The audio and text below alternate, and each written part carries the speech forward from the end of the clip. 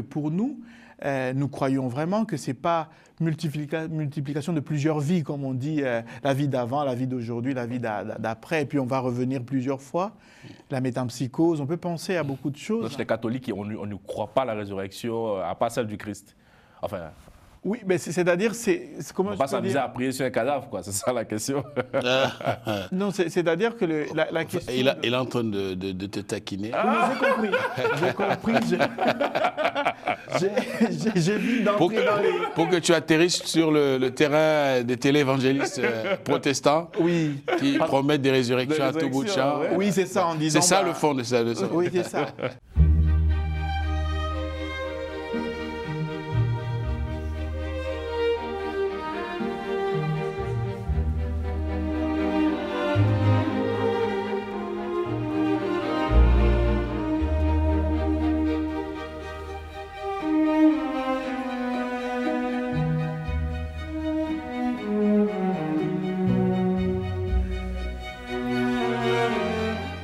Bonjour à tous et bonne fête de Pâques. Christ est ressuscité, alléluia, il est vraiment ressuscité. Bonjour pasteur, bonjour mon père, heureux de vous retrouver. Que fait-on à Pâques concrètement? Parce qu'on voit souvent les œufs de Pâques dans les supermarchés et tout. Ici en France, je ne sais pas si en Afrique on le voit, mais que fait-on concrètement à Pâques? Quel est le sens de cette fête? Alors, la Pâques, c'est la fête de la traversée. Si on remonte aux origines de cette fête, selon les Hébreux, selon les Israélites, c'est la traversée. Et c'est la traversée dans la symbolique hébraïque, mais dans le Nouveau Testament, nous célébrons la délivrance, la libération. Christ nous a libérés. C'est ça. Oui, c'est ça. C'est justement, elle tire ses origines dans la tradition hébraïque de la Pâque, la traversée, la libération du peuple hébreu. C'est Pécha, non? C'est ça, de l'Égypte en Terre Sainte.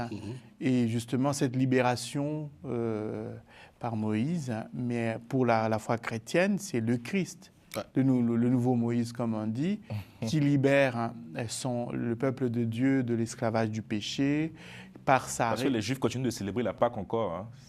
Oui, c'est ça, parce que pour eux, c'est cette commémoration de cette libération, libération de l'esclavage de l'Égypte. Mais par contre, pour nous, c'est le Christ qui nous libère de nos péchés par sa victoire sur la croix, sur la mort. Il libère l'humanité. Et chez les catholiques, avant d'arriver à Pâques, on rentre dans ce qu'on appelle la Semaine Sainte. La Semaine Sainte, c'est justement ce moment très fort où nous, je ne dirais pas on fait le maximum, mais on fait vraiment cette commémoration de façon plus approfondie, déjà par la scène qu'on célèbre le jeudi saint, donc le Christ qui a célébré son dernier repas avec ses disciples, et après le vendredi saint, justement ce qu'on disait à l'émission de la semaine dernière, on parlait de sa mort et sa passion, sa souffrance, le vendredi saint, avec les chemins de croix partout, et il y a la passion qui est... Mais avant, il y a le dimanche des rameaux. Pourquoi il y a cette importance de revenir sur cette entrée de Jésus à Jérusalem chez les catholiques? C'est justement parce que pour parler de cette libération du péché, de cette victoire du Christ sur la croix, il faut tout commémorer au maximum. C'est-à-dire que l'entrée de Jésus à Jérusalem par la fête des rameaux, elle est importante. Il sait très bien lui-même que même les disciples l'en empêchent en disant « Si tu vas à Jérusalem, tu sais ce qui va t'attendre. » Il sait ce qu'il va l'attendre, mais il veut accomplir, rester obéissant jusqu'à la mort. La mission que son Père lui a confiée, l'entrée à Jérusalem, l'entrée triomphale, on chante Hosanna, le fils de David, avec des palmes, comme on l'a fait le jour où il entrait à Jérusalem. Et c'est cette semaine sainte qui est inaugurée par les rameaux. Et après, dans la semaine, il y a une forme de se mettre vraiment à la place du Christ qui traverse ces moments difficiles, déjà par ce repas, le dernier repas qu'il partage avec ses disciples. On voit bien, il dit « Je ne boirai plus de ce vin jusqu'à le vendredi saint ». Samedi saint, on relit toutes les lectures de la Genèse à la résurrection, justement pour faire cette commémoration de cette libération. Je rajouterai le fait que cette entrée triomphale à Jérusalem... Je pourrais vous interroger dessus. est un signe de célébration du roi qui arrive. D'accord. Et ce qui tombe encore bien ici avec Jésus, c'est que c'est un roi qui va souffrir dans la séquence d'un Messie qui... Est-ce que vous pouvez bien décrire, pasteur, cette séquence? On voit qu'il est sur un anneau, c'est ça? Ah oui, oui. Donc, il est sur un anneau, sur un âne. Ouais, le petit de l'âne. Voilà, un anneau. Il est monté dessus, il y a des joies, des cris, de manifestations de grande joie. Parce qu'en fait, là, c'est la comparaison au roi qui arrive. Et donc, lui, il a compris, les gens qui célébraient étaient dans la joie, sauf que juste après, va arriver... C'est ce qui est assez incompréhensible quand même. Comment tu peux rentrer dans la joie et... C'est ce qu'il va rappeler aux disciples sur le chemin d'Emmaüs, parce qu'ils ne comprenaient pas comment est-ce que celui que nous attendions pour venir nous délivrer passerait par la mort. Il leur a fait comprendre que les Écritures l'annonçaient. Il fallait d'abord que Christ souffre avant que n'arrive la période de gloire. Le pasteur, je voulais revenir sur cette royauté du Christ qui est tout à fait différente de la royauté humaine. C'est ça. Déjà, pour un roi, il ne peut pas rentrer sur un anneau. C'est pour ça que j'ai voulu qu'on précise les tests sur quoi. Un roi normal, c'est sur un cheval, cavalier, bien protégé avec toute l'armée. Mais on voit bien que le Christ rentre sur un âne. Et ceux qui viennent l'accueillir ne sont pas les autres armées d'autres pays ou ce pas d'autres villes, mais c'est des pauvres, c'est des personnes à qui il a enseigné, qu'il a rencontré, qu'il a soigné, qui sont vraiment dans la joie de l'accueillir. C'est leur roi à eux. Parce que la royauté du Christ n'est pas comme la royauté de ce monde, comme on le chante d'ailleurs. Et il ne vient pas nous libérer de l'oppression de l'occupant, mais il vient nous libérer de l'oppression du péché, de l'oppression du mal sur nous. Donc il y a toute une autre vision que les contemporains de Jésus ne comprenaient pas. Ça rejoint ce que tu dis par rapport aux disciples d'Emmaüs. Et pourtant, Isaïe l'a annoncé plusieurs années avant. Et le Christ fait toujours référence. Il a été déjà dit à mon propos. Voilà tout ce qui se déroule, ce n'est pas de la nouveauté, il faut relire. D'où la nécessité de la veillée pascale. Nous lisons de la Genèse pour montrer cette nouveauté, cette vie nouvelle avec le Christ. Elle est déjà dans l'ancienne alliance et lui vient conclure la nouvelle alliance avec son peuple. Mais pourquoi forcément les rameaux? C'est quoi le sens au fait? Dans la Bible, quoi. Pourquoi les gens agitaient les rameaux? Il y avait une signification à l'époque. Alors, aujourd'hui, on prendrait des petits drapeaux de chaque pays. Ah, d'accord. Voilà. Je ne trouve, pour moi, peut-être que je passe à côté de quelque chose, mais il n'y a pas forcément un signe particulier derrière l'image, derrière le symbole de rameaux qui sont agités. Mais c'est un signe de joie. D'accord. Et voilà, je m'arrêterai là, je ne sais pas si... Non, je pense que c'est parmi les signes comment on accueille quelqu'un. Déjà parce qu'ils disent, ils mettaient les draps par terre, voilà, pour justement que son anneau, c'est signe de respect. C'est de respect, ok. Et aussi signe d'accueil. Aujourd'hui, on prendrait d'autres symboliques. S'il arrivait aujourd'hui, comment on allait l'accueillir? On aurait un tapis rouge, bien déroulé, et après des fanions de son pays pour l'accueillir en disant... Je pense qu'il aurait refusé tout ça. Hein. Le connaissant, il aurait refusé tous ces honneurs quand même. Le père a parlé tout à l'heure de la Sainte Seine. Je pense que c'est l'un des points communs dans toutes les églises catholiques comme protestantes. On fait toujours la Sainte Seine. Donc c'est là aussi le point commun de la foi manifestée dans la résurrection. Alors déjà, avant la résurrection, parce que la Sainte Seine est établie avant la résurrection, c'est le dernier repas qu'il partage avec les apôtres en les invitant à le pratiquer. Par la suite, Paul le dira que chaque fois que vous réunissez, faites ceci en mémoire de moi. Je pense que la Sainte Seine, pour nous, parce qu'au fait du côté, c'est peut-être là qu'il y a une autre démarcation entre les catholiques et les protestants. Nous avons deux sacrements. Nous avons le baptême et la Sainte Seine. Voilà, dans le monde protestant, c'est ça les deux sacrements que nous avons. Contrairement chez les amis, il y en a plus. 7. Pour nous, le mariage n'est pas un sacrement. À l'Église catholique, le mariage... On fera une émission prochainement, c'est ça. Alors, dans les deux sacrements, c'est vraiment des actes...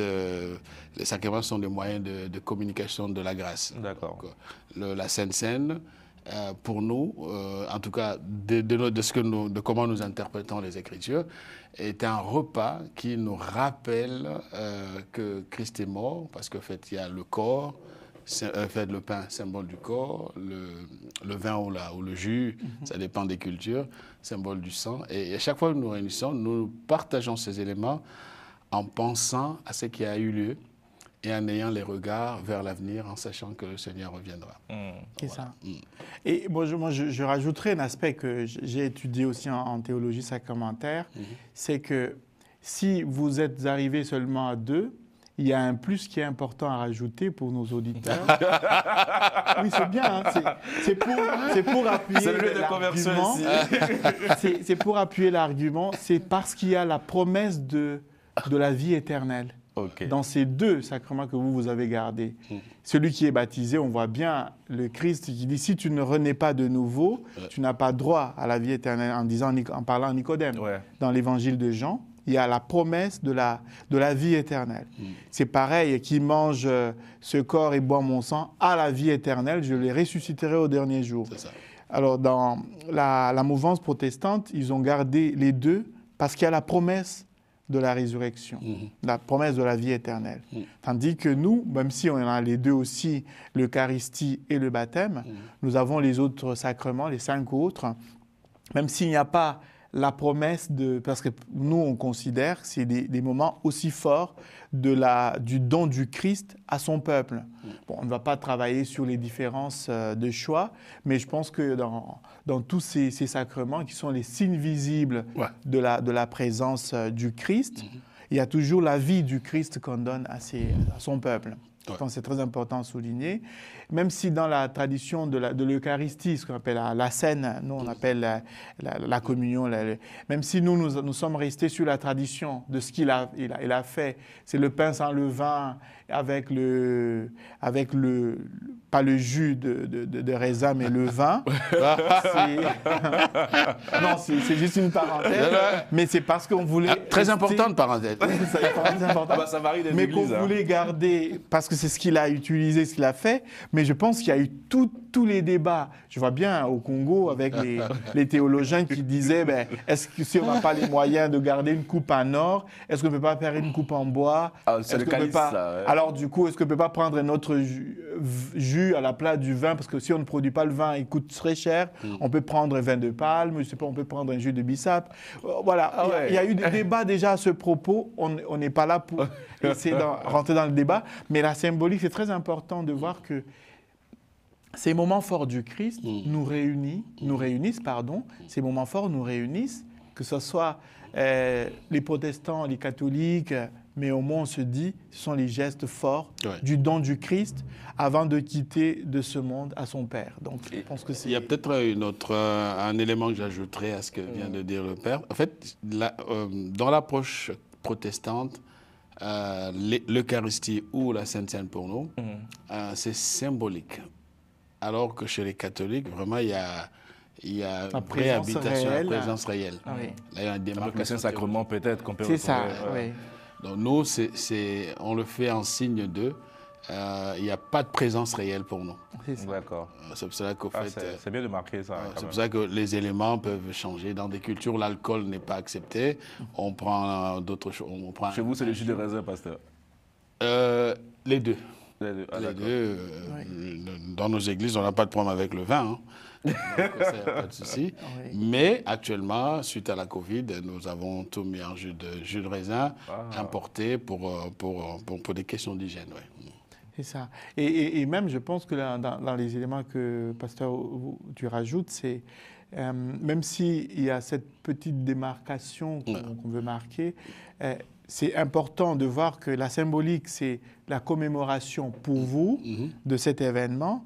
Nous, quand on parle de cette présence réelle, c'est pourquoi il y a l'importance du tabernacle. Dans les églises, on voit cette réserve eucharistique. Si on a communié, ça peut arriver que je dise la messe pour 2 personnes. On va communier tous ensemble pour tout terminer. Mais s'il en reste, pour les malades, pour les personnes qui sont absentes, on conserve dans le tabernacle. Il y a la présence réelle, c'est le Christ. Je ne peux pas ouvrir et faire des blagues avec. Donc il y a ce respect de la présence réelle du Christ. Une dernière question sur cette histoire d'Eucharistie. J'écoutais une jeune fille qui disait elle est chrétienne catholique et elle est allée dans une église. Non, oui, elle est catholique et elle est allée dans une église protestante pour communier, pour prendre la Sainte Seine. Et bon, en fait, elle se posait des questions. Est-ce qu'elle peut le faire? Et inversement, est-ce que lorsqu'on est baptisé protestant, on peut communier chez les catholiques? Là, je laisse la primauté de la réponse. C'est vrai que c'est des questions dogmatiques, ça. Ouais. Des questions de dogme. Mais je me souviens très bien si quelqu'un est baptisé, chez nous, le problème se pose moins que l'inverse.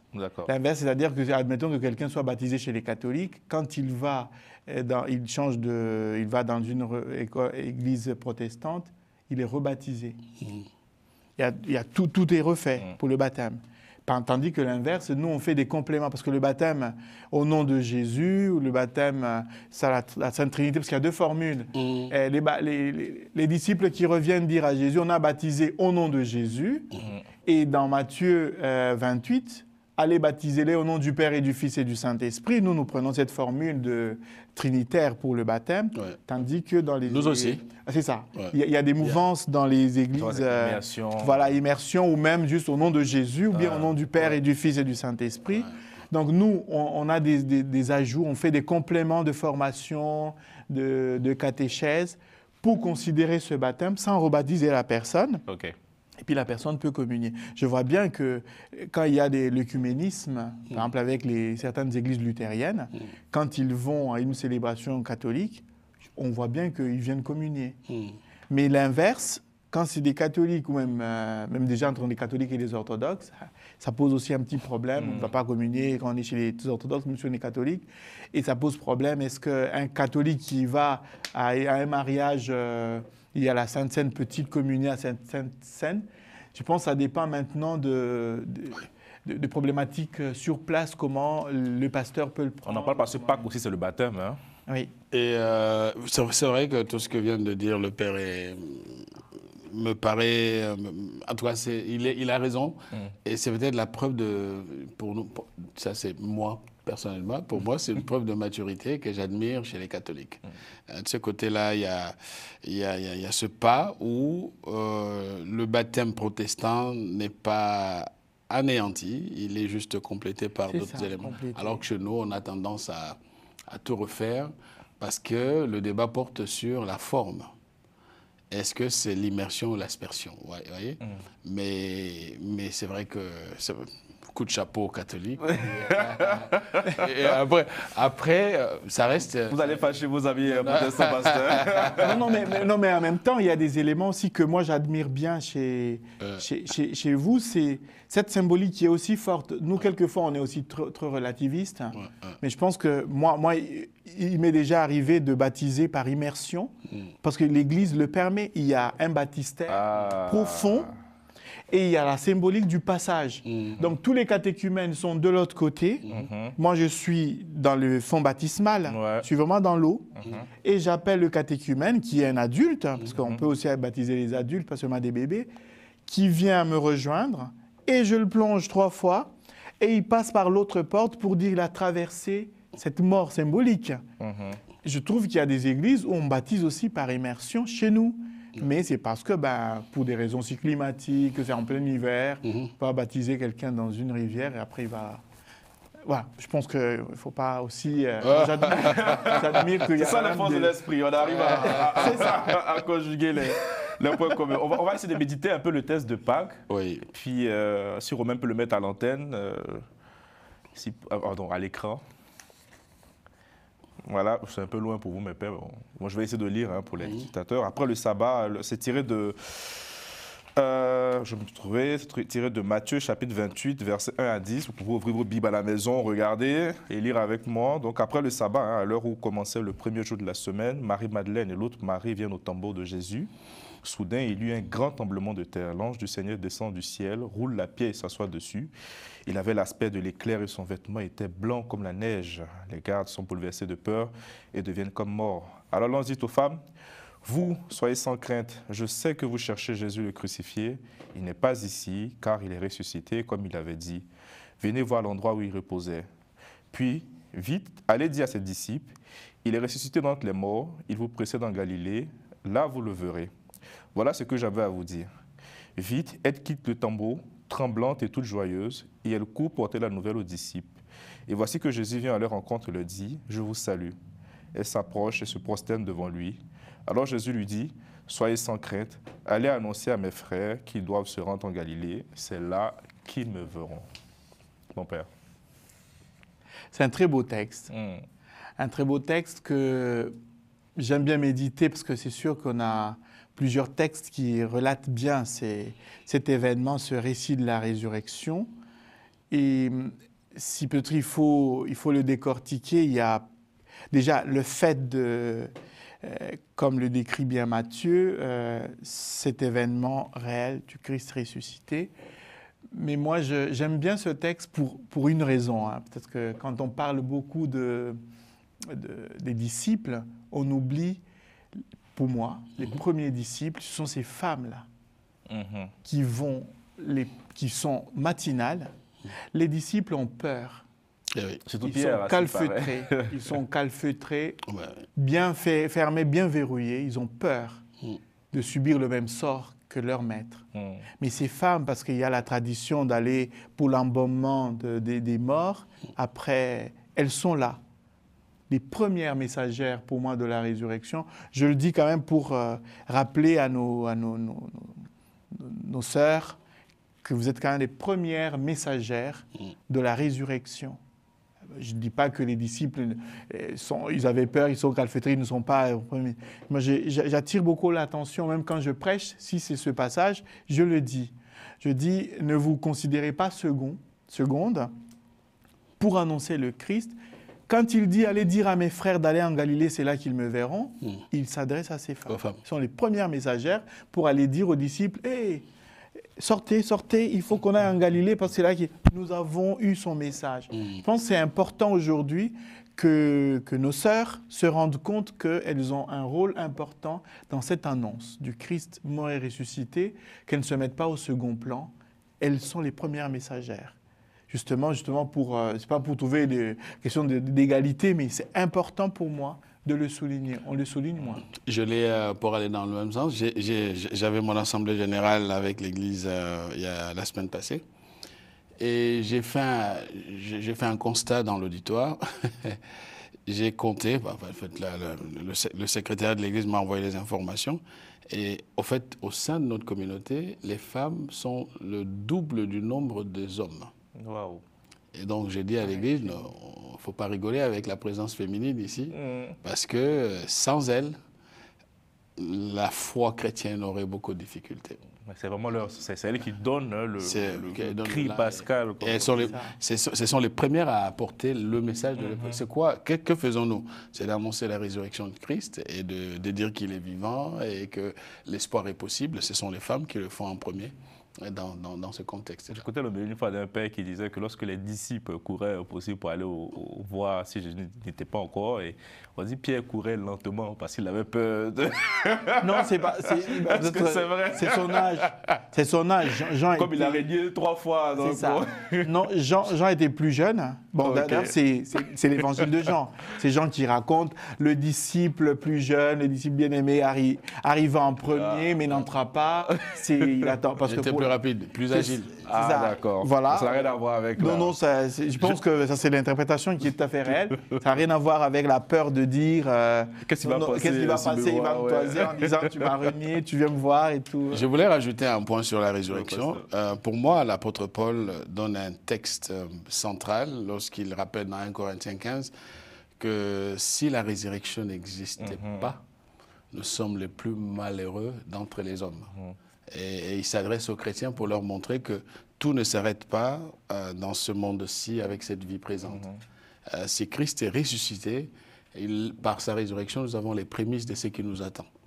Ce qui nous attend demain, un jour, ce corps se détériorera, la vie s'arrêtera sous cette forme, mais c'est la fin de cette forme de vie ne signe pas la fin éternelle de la vie parce que pour nous chrétiens, la résurrection de Christ est pour nous non seulement l'élément fondateur qui nous permet d'être sauvés parce qu'il est vivant, mais ça nous rappelle que ce sur quoi est fondée notre espérance, c'est quelque chose d'inamovible, quelque chose de permanent.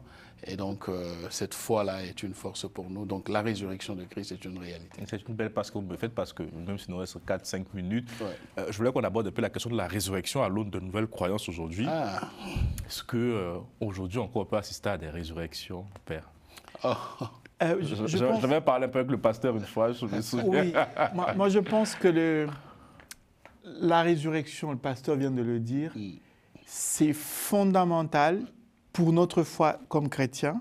Si le Christ n'était pas ressuscité, notre foi serait vaine. C'est un choix de croyance. Comme dans d'autres lieux où il y en a qui croient à la réincarnation, qui croient, on voit bien le New Age, toute la série de nouvelles croyances qui refusent la résurrection. Ce n'est pas nouveau. La question de la réincarnation, quand on voit bien, avant qu'on nous parle du christianisme, d'ailleurs, j'ai un podcast avec des amis sur la réincarnation, la résurrection, on fait un croisement, c'est un débat où on voit vraiment qu'il y a des traditions millénaires qui croient à cette répétition de la vie, tandis que pour nous, nous croyons vraiment que ce n'est pas multiplication de plusieurs vies, comme on dit, la vie d'avant, la vie d'aujourd'hui, la vie d'après, et puis on va revenir plusieurs fois. La métempsychose, on peut penser à beaucoup de choses. Donc, les catholiques, on ne croit pas à la résurrection, à part celle du Christ. Enfin... Oui, mais c'est-à-dire, comment on va pas s'amuser à prier sur un cadavre, quoi. C'est ça la question. Non, c'est-à-dire que la question... Il est en train de te taquiner. J'ai compris. J'ai vu d'entrer dans les... Pour que tu atterrisses sur le terrain des téléévangélistes protestants qui promettent des résurrections à tout bout de champ. Ouais. Oui, c'est ça, en disant... C'est ça le fond de ça. Oui, c'est ça. Non, c'est sûr, aujourd'hui, il y a un peu de... Je pense qu'il y a un peu des dérives. De penser que... Bon, il y a aussi des mises en scène. On voit bien les mises en scène pour dire « je suis capable de ressusciter les morts » comme le Christ l'a fait pour Lazare et les autres. Moi, je pense qu'il faut vraiment qu'on puisse être respectueux de ce grand mystère qu'est la résurrection. On ne va pas s'attacher des adeptes en disant « j'ai le pouvoir de ressusciter ».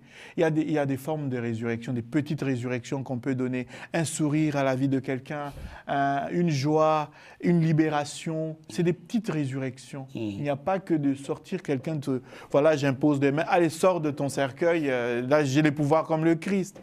Donc je pense qu'il y a plusieurs manières de donner la vie aujourd'hui, de ressusciter des petites mains. Pasteur. Alors, la résurrection, telle que c'est encore, en tout cas dans certains milieux, il faut qu'on soit modéré. Tous ne sont pas fous, mais il y a certaines personnes qui veulent attirer le regard sur elles en montrant qu'elles ont des grands ministères, ils sont investis d'un pouvoir pour ressusciter les morts et ils vont aller chercher certains même à la morgue, les mettre dans le cercueil. Le monde l'a vu que c'était juste une arnaque. Il y a une seule résurrection, c'est celle de Christ. Oui. Pas que. Jésus est ressuscité, mais il y avait aussi d'autres personnes le jour de sa résurrection, il y a eu d'autres résurrections. Ah ouais? De par sa puissance, oui. Oui, c'est ça. Oui. Et puis, dans l'histoire de la chrétienté, Paul a ressuscité Eutychus, le disciple qui est tombé. D'accord. Pierre a ressuscité Dorcas. Il y a des résurrections dans la Bible.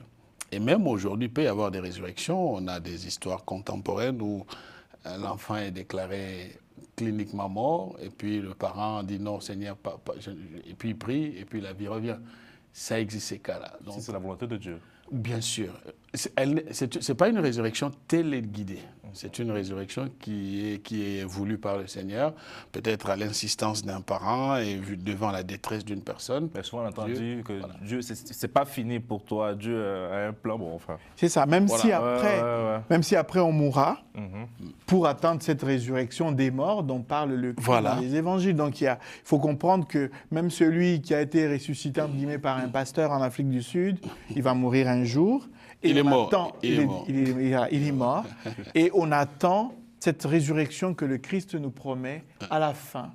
Il viendra nous donner la vie. Mais la résurrection est une réalité, mais pas comparable à celle de Christ. C'est pas après après être décédé 3 jours et enterré, puis là, par la puissance du Saint-Esprit, on est ressuscité. Il n'y a pas un agent extérieur humain. C'est le Saint-Esprit qui l'a ressuscité d'entre les morts. En 30 secondes chacun, vos vœux aux téléspectateurs pour cette fête de Pâques. Bonne fête de Pâques à vous, chers téléspectateurs. Je vous souhaite de célébrer la liberté et la délivrance que Pâques nous accorde en Jésus-Christ. À savoir que être chrétien, c'est avoir fait le meilleur choix et que ce monde, avec tout ce qu'il contient, un jour passera, tout passera. Mais Jésus est pour nous le socle, en tout cas la stabilité et l'espérance auxquelles nous sommes attachés. Amen. Voilà, moi je dirais, pour ajouter un autre message, c'est Pâques, ce n'est pas seulement aujourd'hui. Parce que nous célébrons Pâques aujourd'hui, Pâques c'est tous les jours. De garder cette espérance, même quand on a l'impression que tout sombre, on est au bout du rouleau, de se dire, le Christ nous a montré qu'il est victorieux de la mort, et nous aussi, en croyant en lui, nous avons cette capacité de sortir de nos limites et d'être toujours lumineux.